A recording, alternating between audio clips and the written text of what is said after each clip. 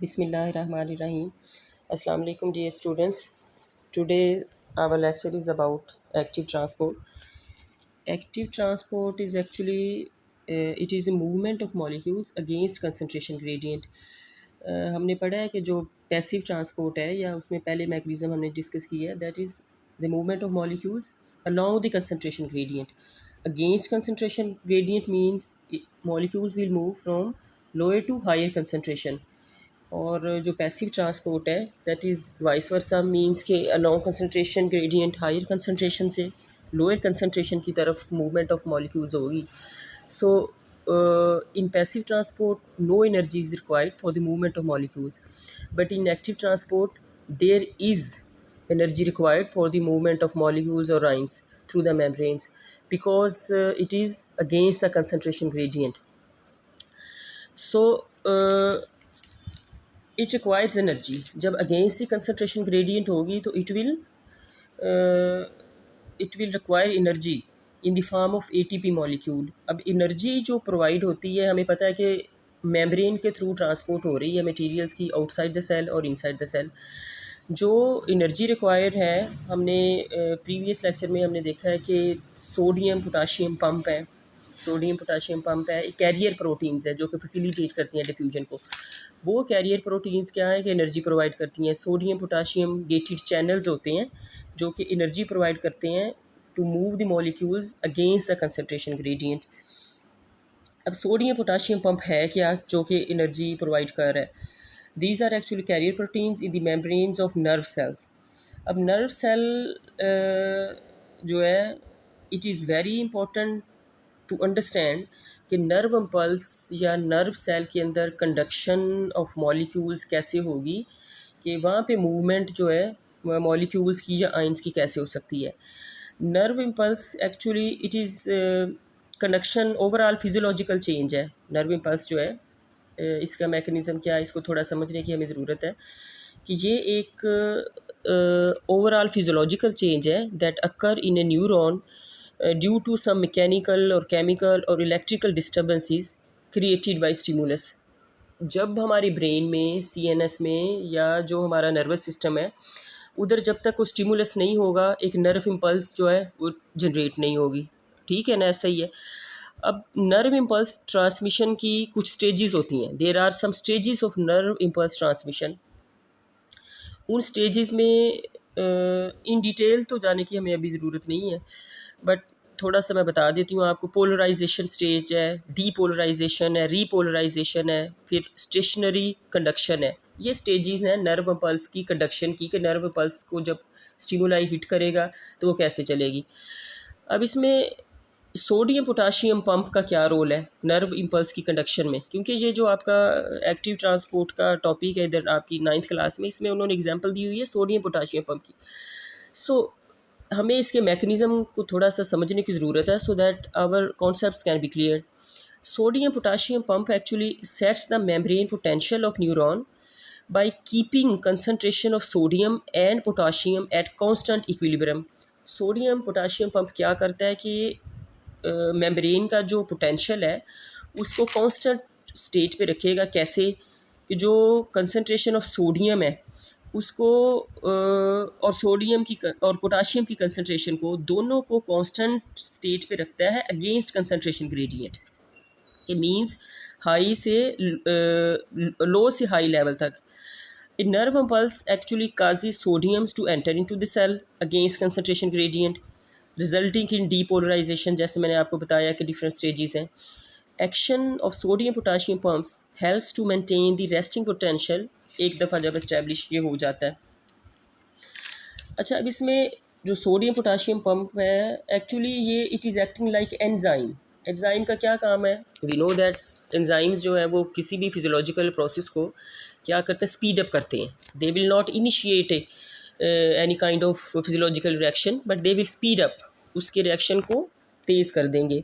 So it is a vital enzyme समझ लें आप इसको. Found in all human cells which is constantly maintaining an optimal ion balance. ये sodium potassium क्योंकि ये पंप का रोल हमने इसमें देखना है तो इसलिए इसको समझना ज़रूरी है. It move 2 potassium into the cell and moves 3 sodium out of the cell.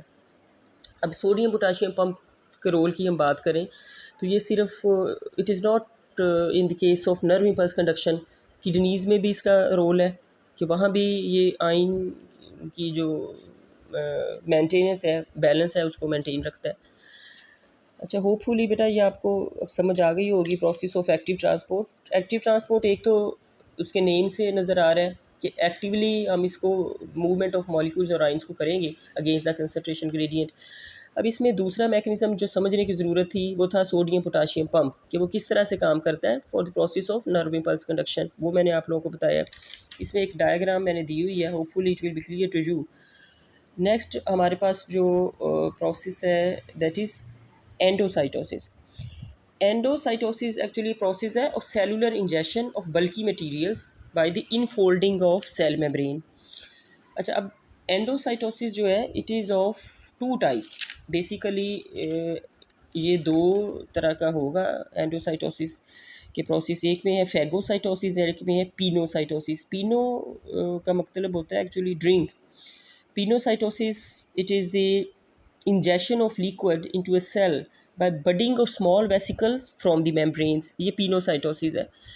अब pino means to drink, a process। now what is the mechanism of pinocytosis? हम क्योंकि जितनी भी हमने अब तक चैप्टर्स पढ़े हैं, जौन जौन से प्रोसेस पढ़े हैं, उसमें I have tried to clear the mechanism of every action which is taking place in biological cells जितने हैं, लिविंग ऑर्गेनिजम्स। अब इसका मैकेनिज्म क्या है? असल में ये प्रोसेस है by which cell takes in fluids along with dissolve small molecules. कि सेल जो है टेक इन फ्लूइड, साथ उसके जितने डिजॉल्व मॉलिक्यूल्स होंगे। सेल मेम्ब्रेन क्या करती है? Cell membrane folds and create small packets and capture cellular fluid and the substances. ठीक हो गया, पिनोसाइटोसिस है। दूसरा प्रोसेस इसमें क्या है? ये फेगोसाइटोसिस है। Phagocytosis is actually cellular eating, इसको हम कहते हैं cellular eating. It is a process of ingesting and eliminating particles larger than 0.5 micrometre. Pinocytosis के बाद जो दूसरा मैं आपको समझा रही हूँ दैट इज़ फेगोसाइटोसिस है। फेगोसाइटोसिस का क्या प्रोसेस है कि it is a cellular process जिसमें कि ingesting and eliminating of particles is taking place larger than 0.5 micrometres in diameter. 0.5 micrometer diameter से लार्जर जो होंगे मॉलिक्यूल्स, उसमें माइक्रो ऑर्गेनिजम्स भी आ जाते हैं, मैक्रोफेजिस भी आ जाते हैं, न्यूट्रोफिल्स वगैरह ये सब आ जाते हैं। नेक्स्ट एंडोसाइटोसिस के बाद जो नेक्स्ट प्रोसेस है that is called exocytosis. Actually exocytosis क्या है? Exo it is an energy consuming process है। पहली बात तो ये है क्योंकि हम एक्टिव ट्रांसपोर्ट को डिस्कस कर रहे हैं, so definitely it would be energy consuming. It is an energy consuming process that expels secretory vesicles containing nanoparticles out of the cell membrane। secretory vesicle से एक्स्ट्रा सेलुलर स्पेस में। अब इसका mechanism क्या है कि ये एक्चुअल एक्सोसाइटोसिस होती क्या है? ये कैसे होती है? It is a process by which cells move materials from within the cells into the extra cellular space. अब एक्स्ट्रा सेलुलर स्पेस में मूवमेंट ऑफ मटेरियल हो जाती है। हमने एक्स्ट्रा सेलुलर स्पेस को इन डिटेल क्लास में discuss किया था, अगर आप लोगों को याद हो कि एक्स्ट्रा सेलुलर स्पेस क्या है। Space between outside the cell, between the two cells, उसको हम क्या कहते हैं? Extra cellular space. हमने ये भी इन डिटेल डिस्कस किया था कि एक्स्ट्रा सेलुलर स्पेस में भी बहुत वाइटल फिजियोलॉजिकल प्रोसेस हो रहे होते हैं जिनकी की ज़रूरत होती है जिनको कि समझने की। उसमें ट्रांसपोर्ट ऑफ मटेरियल्स हैं, उसमें हमारी माइग्रेशन के हो रहे होते हैं, कुछ उसमें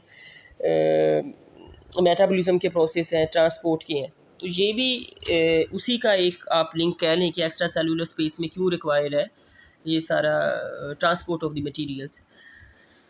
here is an here is a diagram given which will facilitate you to understand the difference between endocytosis and exocytosis।